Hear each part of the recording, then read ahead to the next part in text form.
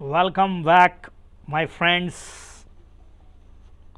In this video we are going to discussing very short summary of modern history for BPSC and UPSC EPFO and other competitive examination for NDVC and some other also.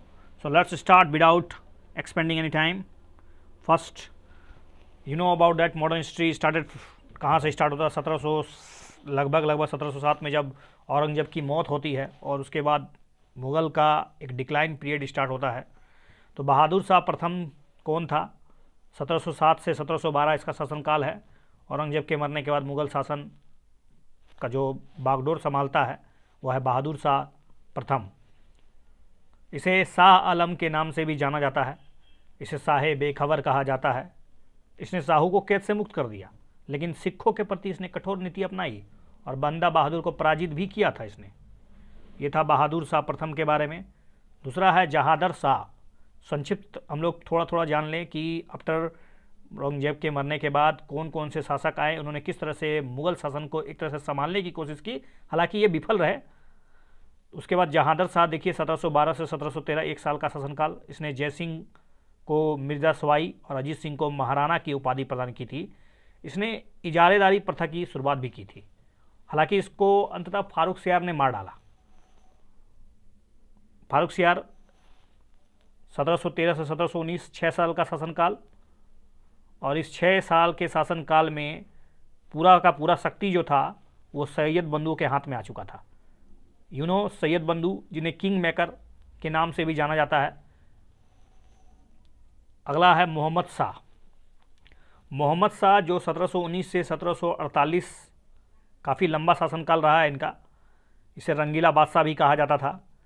हालांकि इसके समय में बहुत बड़ा Iranian आक्रमण नादिर शाह भारत पर आक्रमण करता है 1739 में, और बहुत मुग़लों को करनाल के युद्ध में हरा देता है। मयूर सिंहासन और साथ साथ ढेर सारी संपत्ति को अपने साथ ले जाता है। उसके बाद अहमद शाह, जिसका शासनकाल 1748 से 1754। अहमद शाह अब्दाली जो कि 1754 में और 1752 में भारत पर आक्रमण करता है। तो इसमें सिंपल यही याद रखना होगा आपको कि अहमद शाह अब्दाली का आक्रमण किसके समय हो रहा था। तो अहमद शाह अब्दाली का आक्रमण अहमद शाह के समय ही हो रहा था। आलमगीर द्वितीय 1754 से 1759 तक। 1757 की जो पलासी की लड़ाई हुई इसके ही शासनकाल में प्रारंभ हुआ। तो दैट कुड बी आस्क कि किसके शासनकाल में 1757 की लड़ाई अर्थात पलासी की लड़ाई प्रारंभ होती है। तो आलमगीर द्वितीय, शाह आलम द्वितीय 1759 से 1806। इनके समय 1764 में बक्सर का युद्ध लड़ा गया। तो 1764 में बक्सर का युद्ध लड़ा गया, इसका डिटेल बाद में बताया जाएगा, लेकिन आपको ध्यान रखना है कि बक्सर का युद्ध शाह आलम द्वितीय के शासनकाल में होता है।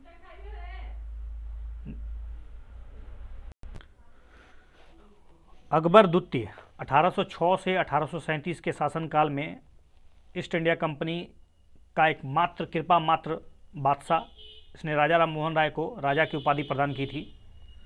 यही इम्पोर्टेंट है अकबर द्वितीय के बारे में। और फाइनली अंतिम मुग़ल बादशाह अर्थात 19वां मुग़ल बादशाह बहादुर शाह द्वितीय 1837 से 1857 के शासनकाल, जिन्हें बहादुर शाह जाफ़र के नाम से भी जाना जाता है, जफ़र। और इन्हीं के शासनकाल में 1857 का विद्रोह होता है। बाद में इनको रंगून निर्वासित कर दिया जाता है, जहां उनकी मौत 1962 में जेल में हो जाती है। आते हैं अब क्षेत्र राज्यों के बारे में। 18वीं सदी में मुग़ल साम्राज्य कमज़ोर हो रहा था। कई क्षेत्र राज्यों का उदय होता जा रहा था। इधर से बंगाल, उधर से अवध, उधर से हैदराबाद, मैसूर अपने अपने आवाज़ उठा रहे थे। बगावत की लहरें उठ रही थी। हैदराबाद जो कि 1847 में अपने आप को स्वतंत्र राज्य की स्थापना करना की घोषणा कर हालांकि नहीं करता है। चिनकलिज खान का नाम का व्यक्ति, जिसे निजाम मुल्क भी कहा जाता है, इसने ही हैदराबाद की स्थापना की। थोड़ी थोड़ी जानकारी बंगाल के लिए भी। बंगाल का मुर्शिद कुली खां जो कि 1719 से 1720 के दरमियान स्वतंत्र राज्य की स्थापना करता है, और 1724 में मुग़लों के अवध के जो सूबेदार बुरहान मुल्क नाम का एक व्यक्ति है, जिसने शहादत खां इसी की स्थापना करता है। अवध का अंतिम बादशाह, अवध का जो स्थापना है वो है शहादत खां। और अंतिम बादशाह जो था वो था वाजिद अली शाह। अवध का अंतिम बादशाह वाजिद अली शाह। अवध को कुशासन के आधार पर अंग्रेजों ने अपने समाज में मिलाया था। बात अगर मैसूर की किया जाए तो मैसूर जो कि पहले वाडियार वंश का शासन था जहाँ पर मैसूर का, इसी से यहाँ पर एक सेना में एक प्रमुख सेना नायक हैदर अली नाम का कोई व्यक्ति जो 1749 में सेना का अधिकारी बनता है और आगे चलकर इसकी गद्दी को संभालता है और 1761 में हैदर अली वहाँ का शासक बन गया। हैदर अली ने डिंडुगुल में एक कारखाना स्थापित किया। उसका पुत्र तो उससे भी बहुत ही चालाक, धूर्त, शातिर। उसने आधुनिक कैलेंडर, मापतोल की नई तकनीक, सिक्का ढालने के कारखाने और स्वतंत्रता के वृक्ष लगाना, जैकोबिन क्लब का सदस्य बनना। मैसूर के बीच अंग्रेजों के साथ 4 लड़ाइयाँ लड़ी गई है। पहला आंग्ल मैसूर युद्ध जो कि 1767 से 1779 के बीच में लड़ा जाता है, 1767 से 1779, जिसमें मद्रास की संधि होती है और युद्ध की समाप्ति होती है।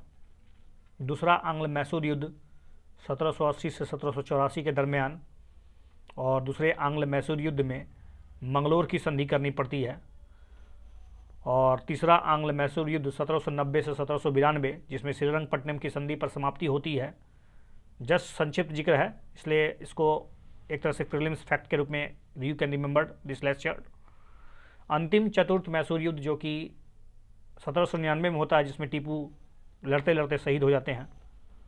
टीपू का कहावत है कि भेड़ की तरह जीने से अच्छा शेर की तरह मौत मारा जाए। अब आते हैं हम लोग पंजाब में।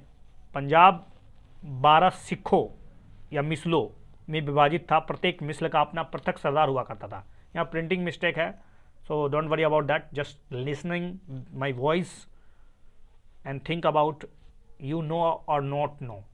अगर जानते हैं तो दैट्स गुड, और नहीं जानते तो उसको सुन के 2-3 बार याद करें। सुकरचिया का सरदार रंजीत सिंह हुआ करता था, जो अपनी पिता की गद्दी पर सिख राज की स्थापना करता है। 1809 में रंजीत सिंह और अंग्रेजों के बीच एक संधि होती है जो अमृतसर की संधि के नाम से जाना जाता है, जिसमें सतलज नदी को कह सकते हैं एक बाउंड्री बनाया जाता है। रंजीत सिंह के शासन की मुख्य विशेषता थी कि यहाँ पर खालसा सेना का गठन होता है। लाहौर में रंजीत सिंह के द्वारा गोला बारूद बनाने का कारखाना लगाया जाता है। सिखों के साथ और अंग्रेजों के बीच मैत्रीपूर्ण संबंध को बढ़ावा देने के लिए प्रयास किए जाते हैं। फिर भी लाख कोशिश के बावजूद 2 आंग्ल सिख युद्ध हो ही जाता है। तो पहला आंग्ल सिख युद्ध 1845 से 1846 के दरमियान, और दूसरा आंग्ल सिख युद्ध 1848 से 1849 के दरमियान लड़ा जाता है। हालांकि सिखों की हार होती है और महाराजा दलीप सिंह को अंग्रेजों को प्रसिद्ध कोहिनूर हीरा भेंट करना पड़ता है, जो अभी महारानी विक्टोरिया के पास है, और हाल में ही अभी उसको नरेंद्र मोदी लाने वाले की बात कर रहे थे। अब हम लोग पढ़ेंगे ब्रिटिश यानी यूरोपीय कंपनियों का आगमन। यूरोप कंपनियां कौन कौन से कंपनियां आई, आपको PDF पता होगा। पुर्तगाल, तो वास्को डी गामा यूरोप से भारत के लिए समुद्री मार्ग की खोज करता है। 1498 में कालीकट के तट पर उतरता है, जमोरिन से मिलता है, व्यापार की बात करता है। पहला पुर्तगाली शासक जिसने भारत पर अपना एक तरह से कंपनी बनाया, अपनी फैक्ट्री लगाई, उसका नाम था फ्रांसिस्को द अल्मीडा, वो भारत आता है। उसके बाद अल्बुकर्क, जिसको वास्तविक पुर्तगाली शासक कहा जाता है, जो कि 1509 से लेकर 1515 तक भारत में रहता है, और पुर्तगाली साम्राज्य का वास्तविक संस्थापक भी अल्बुकर्क को ही माना जाता है। इसने बीजापुर के शासक को हराया, 1510 में गोवा को छीन लेता है। पुर्तगाली का व्यापार केंद्र बीजापुर को बनाया जाता है। पुर्तगाली ब्लू वाटर पॉलिसी चलाने में माहिर थे, तो ब्लू वाटर पॉलिसी पुर्तगाल के द्वारा यानी पुर्तगालियों के द्वारा चलाया गया है। क्योंकि ब्रिटेन के युवराज चार्ल्स द्वितीय का विवाह पुर्तगाली की राजकुमारी कैथरीन के होने के कारण कैथरीन से हुआ, और इसके वजूद में मुंबई को गिफ्ट के रूप में दे दिया गया। और फाइनली कह सकते हैं कि पुर्तगालियों का गोवा पर 1510 में अधिकार हो चुका था। डच, जिसको हॉलैंड वासी भी कहते हैं, भारत में डचों की पहली व्यापारिक कोठी वो मुसलीपट्टनम में 1608 में स्थापित की गई थी, और दूसरी पुलिकट में 1610 में स्थापित की गई थी। 1759 में एक बेदरा का युद्ध हुआ था, जिसमें अंग्रेजों ने डचों को पूरी तरह से खदेड़ दिया था। अब आते हैं हम फ्रांसीसी भारत में सबसे पहले 1667 में कदम रखते हैं, और 1668 में व्यापारिक कोठी स्थापित करते हैं मुसलीपट्टनम में। 1669 में मुसलीपट्टनम में पहली व्यापारिक कोठी खोली जाती है। 1669 में फ्रांसिस मार्टिन को भारत में फ्रांसीसियों का वास्तविक संस्थापक माना जाता है। फ्रांसिस मार्टिन वास्तव में कहा जा सकता है कि फ्रांसीसियों का वास्तविक संस्थापक है। पांडिचेरी का गवर्नर डुप्ले भारतीय राज्यों में हस्तक्षेप करता है और जिसके कारण उन अंग्रेज और उसके बीच प्रतिद्वंदिता और शक्ति और औपनिवेशिक ताकत को बढ़ावा देने के लिए दोनों के बीच घमासान युद्ध होती है और 3 युद्ध लड़ा जाता है अंग्रेज और फ्रांसीसियों के बीच। और फिर अंग्रेज 1600 ईस्वी में ब्रिटेन की महारानी ईस्ट इंडिया कंपनी की स्थापना करने की घोषणा करती है।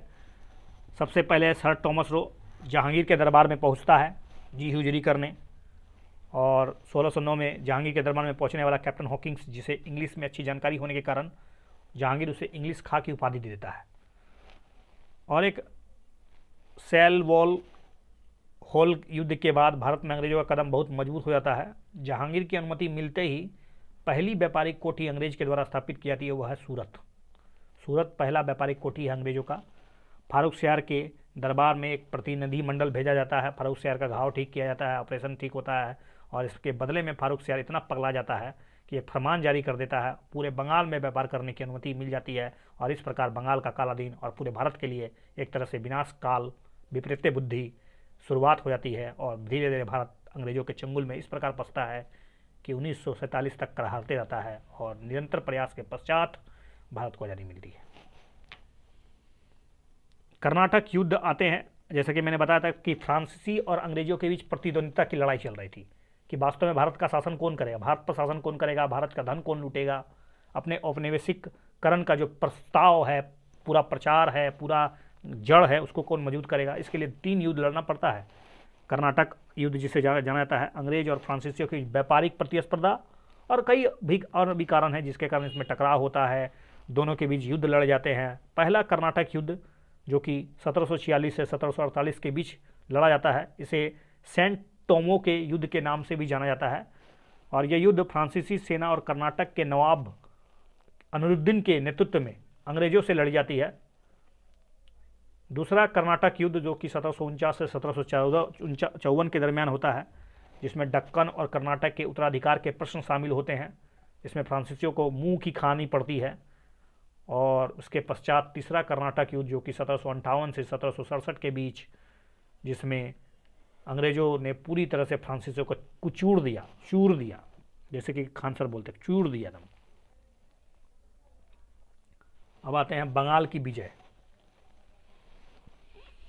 बंगाल जो कि दुधारू गाय के नाम से जाना जाता है, ब्रिटिश ईस्ट इंडिया कंपनी के दरमियान अगर बात करें तो भारतीय व्यापारिक गतिविधियों की शुरुआत तो बंगाल से ही करते हैं। 18वीं सदी में बंगाल भारत का सबसे समृद्ध व्यापारिक जगह, व्यापार के अनुकूल जगह परिस्थितियाँ मौजूद था वहाँ पर।